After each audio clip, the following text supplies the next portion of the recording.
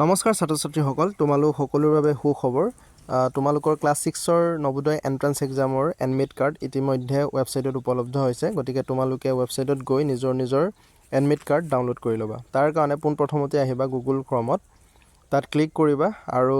ইয়াত টাইপ কৰিবা JNV okay তাৰ পিছত সাৰ্চ কৰি দিবা সাৰ্চ কৰাৰ পিছত ইয়াত আহি যাব নবোদয়া ওকে নবোদয় বিদ্যালয় সমিতি তাত ক্লিক কৰিবা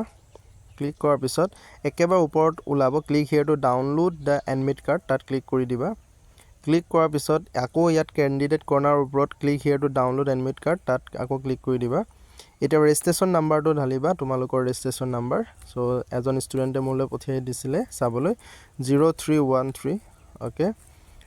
05 1 2 3 4 ফলে 9 okay next date of birth তো ঢালিব লাগিব ডেট অফ বাৰ্থ